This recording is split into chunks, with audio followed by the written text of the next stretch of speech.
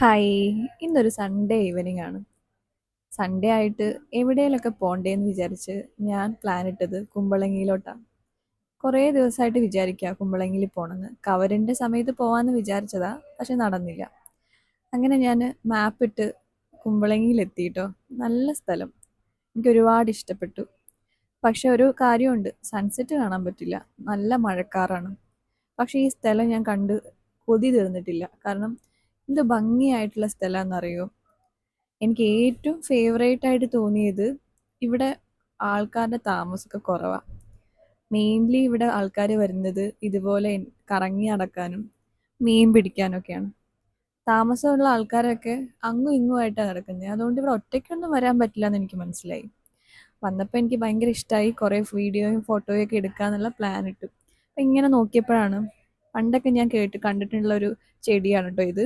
ഇതിങ്ങനെ ഇതിലൊരു കായുണ്ട്. അത് കിളുക്കാൻ പറ്റും. കിളിക്കാപ്പെട്ടിന്നോ അങ്ങനെ എന്തൊക്കെ വിളിക്കാറുണ്ട്. പക്ഷെ ആ കായ എടുത്ത് ഞാൻ നോക്കിയപ്പോൾ കിളിങ്ങൊന്നും ഒന്നുമില്ല. പക്ഷെ എന്താണെന്നറിയില്ല, ഒരു നൊസ്റ്റാൾജിയ എപ്പോഴും ഉണ്ട്. നമ്മൾ ഈ 90s കിഡ്സിൻ്റെ ഒക്കെ അവസ്ഥ എങ്ങനെയാണ്? ഇടയ്ക്ക് നമ്മൾ മോഡേൺ ലൈഫിലും ഇടയ്ക്ക് നമ്മൾ 90സിലുമാണ് ഉണ്ടാവുക.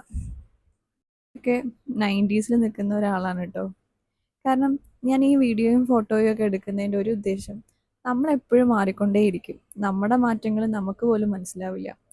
അപ്പോൾ നമ്മുടെ മാറ്റങ്ങൾ നമുക്ക് ഇനിയും കാണണമെന്ന് തോന്നണമെങ്കിൽ ഒരു ഫോട്ടോയോ ഒരു വീഡിയോയോ നമ്മൾ എടുത്തിരിക്കണം. അല്ലാതെ നമ്മളിതൊക്കെ എങ്ങനെ ഓർത്ത് വയ്ക്കാനായി? എത്ര കാര്യങ്ങളാണ് നമുക്ക് ഓർത്ത് വയ്ക്കാൻ പറ്റുക? ഈ സ്ഥലങ്ങളൊക്കെ എനിക്ക് ഭയങ്കരമായിട്ട് ഇഷ്ടമായി.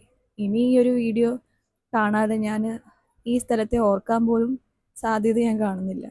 വണ്ടി എടുത്ത് ഇങ്ങനെ പോകുമ്പോൾ, അതും ഈ റോട്ടിൽ പോകുമ്പോൾ ഭയങ്കര ഒരു ഫീലായിട്ടോ എനിക്ക് കിട്ടിയത്. എനിക്ക് പൊതുവേ വണ്ടി ഓടിക്കുന്നത് ഒരു ഫ്രീഡം ആയിട്ടാണ് ഫീൽ ചെയ്തിട്ടുള്ളത്. നമുക്ക് എവിടെ വേണമെങ്കിലും പോവാം, ആരോടും ചോദിക്കേണ്ട. അത് വല്ലാത്തൊരു അനുഭൂതിയാട്ടോ. വണ്ടി എടുത്ത് ഇങ്ങനെ എങ്ങോട്ടെങ്കിലും പോകുമ്പോൾ ഉള്ളൊരു അനുഭൂതി. നൈറ്റിലാണെങ്കിൽ അത് അടിപൊളിയായിരിക്കും. ഈ ഏരിയയിൽ ഞാൻ ഏറ്റവും കൂടുതൽ കണ്ടത് മീൻ പിടിക്കുന്ന ആൾക്കാരെ കേട്ടോ. ഒരു മീനും കിട്ടിയില്ല എന്നാണ് അവരെല്ലാവരും എന്നോട് പറഞ്ഞത്. വീഡിയോ എടുപ്പായിരുന്നു കാര്യമായിട്ട് നടന്നത് കേട്ടോ. ഇത്രയും നല്ലൊരു ഭംഗിയുള്ള സ്ഥലത്ത് എത്തിക്കഴിഞ്ഞാൽ ആരായാലും വീഡിയോയും ഫോട്ടോയും ഒക്കെ എടുക്കുമല്ലോ. പ്രത്യേകിച്ച് എന്നെപ്പോലെ ഒരാൾക്ക് മസ്റ്റാണ്. പണ്ട് മുതൽക്കേ ഞാൻ ഫോട്ടോയും വീഡിയോ ഒക്കെ എടുക്കുമെങ്കിലും ഒരു കാരണം കണ്ടെത്തി വീഡിയോ എടുക്കുന്നത് ഇപ്പോഴാണ് കേട്ടോ. യൂട്യൂബ് ചാനൽ തുടങ്ങിയതിന് ശേഷം എന്തെങ്കിലുമൊക്കെ നമ്മൾ കോണ്ടന്റ് ഇടണ്ടേ എന്ന് വിചാരിച്ചിട്ട് ഞാൻ എന്തെങ്കിലുമൊക്കെ വീഡിയോ എടുക്കാറുണ്ട്. അങ്ങനെ ഇവിടെ വന്നപ്പോഴും ഞാൻ വീഡിയോ എടുത്തു. ഇനി എങ്ങനെ സബ്സ്ക്രൈബറെ കൂട്ടുന്നതെന്ന് അറിയണമെങ്കിൽ ഇത് കേട്ടോളൂ കേട്ടോ.